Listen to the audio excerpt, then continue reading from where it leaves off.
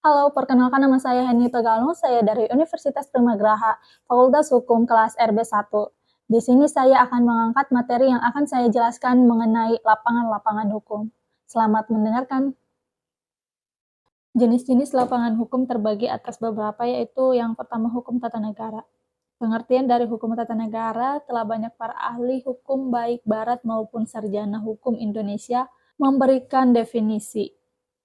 Nah, melihat definisi yang telah diberikan oleh para ahli, terdapat perbedaan pendapat. Hal yang ini disebabkan oleh faktor perbedaan pandangan di antara para ahli hukum, faktor lingkungan, dan sistem hukum yang mereka anut di negara masing-masing.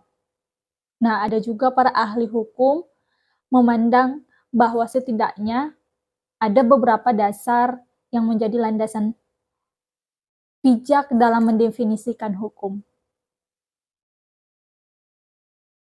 Hukum tata negara antara lain berdasarkan ruang lingkup, hubungan antara objek kajian dan pada fungsi dari objek kajian itu. Nah, berikut ini definisi-definisi hukum tata negara menurut beberapa ahli. Yang pertama itu L.J. van Apeldoorn. L.J. van Apeldoorn menggunakan istilah hukum tata negara dengan istilah hukum negara.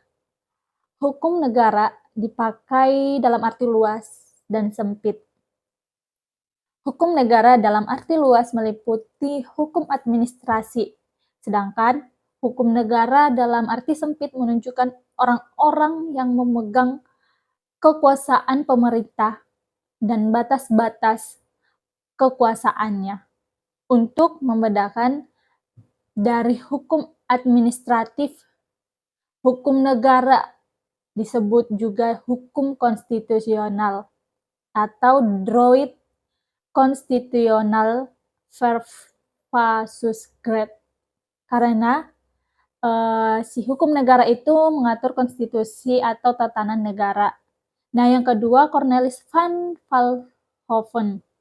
Nah, menurut Cornelis van Vollenhoven bahwa hukum tata negara adalah rangkaian peraturan-peraturan hukum yang mendirikan badan-badan sebagai alat atau organ suatu negara dengan selain hukum tata negara, hukum perdata juga termasuk dari lapangan-lapangan hukum, yaitu menurut isinya dapat dibedakan menjadi dua macam, yaitu hukum publik dan hukum privat. Kata perdata berasal dari kata pradoto atau bahasa Jawa kuno yang berarti bertengkar atau berselisih.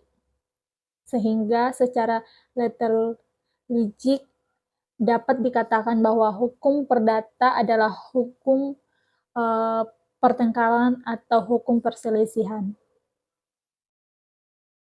Beberapa pakar hukum memberikan pengertian hukum perdata, yaitu yang pertama Mr. L.J. van Apeldoorn. Nah, yang ketiga ada hukum dagang. Hukum dagang ini dia merupakan sebuah aturan-aturan hukum yang mengatur hubungan orang yang satu dengan yang lain, khususnya dalam perniagaan.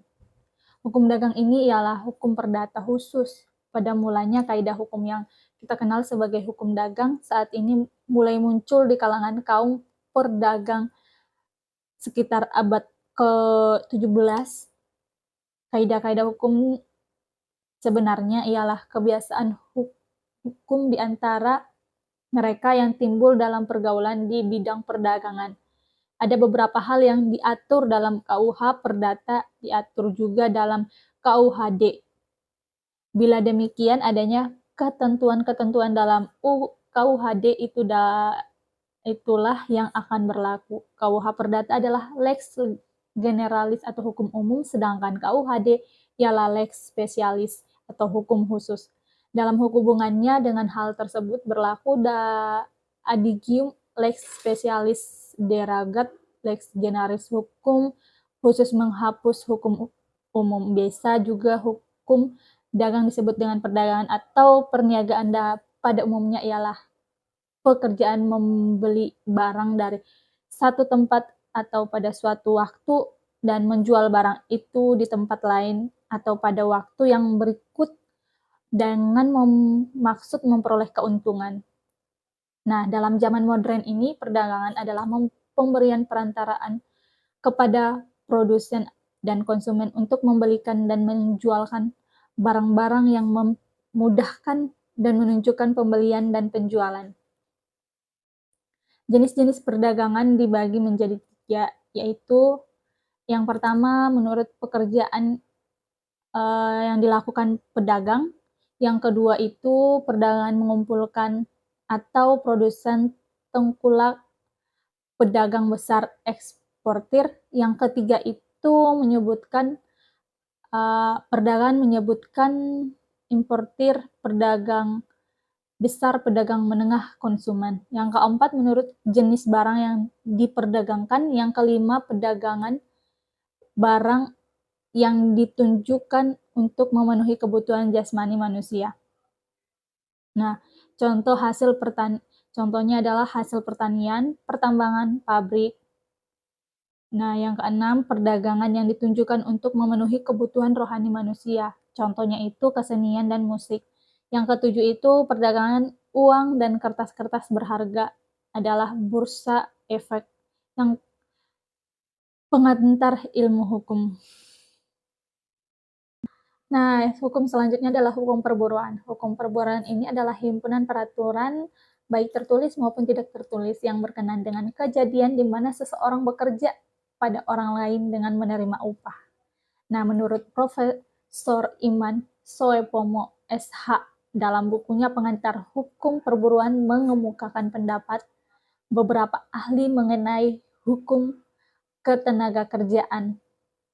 Menurut Molenar, hukum ketenagakerjaan adalah bagian dari hukum yang berlaku pada pokok yang mengatur hubungan antara tenaga kerja dan pengusaha, antara tenaga kerja dengan tenaga kerja dan antara tenaga kerja dengan pengusaha.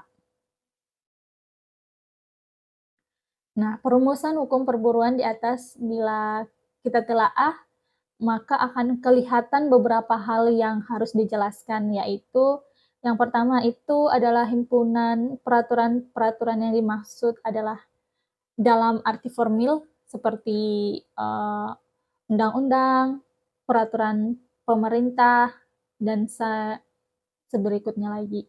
Nah, ketentuan yang berupa aturan yang tidak tertulis yang terbentuk kebiasaan atau dalam tafsiran berdasarkan kaidah-kaidah atau dalil-dalil masih banyak ditemukan dalam perburuhan.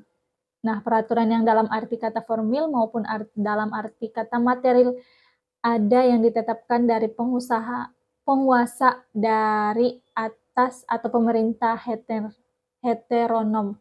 Ada juga yang merupakan hasil penetapan oleh buruh, majikan, atau bersama-sama buruh dengan majikan atau otonom. Nah, dari jenis-jenis lapangan hukum yang tadi kita bahas, kita dapat menyimpulkan bahwa ilmu hukum pada hakikatnya adalah preskriptif atau mengharuskan. Karena mengharuskan, maka sifat hukum adalah normatif. Sifat normativitas dari tidak bergantung pada bentuk formal, kekuasaan, dan sanksi. Akan tetapi dari koherensinya dengan kaidah dan prinsip yang bersumber dari moral yaitu keadilan dan kebenaran.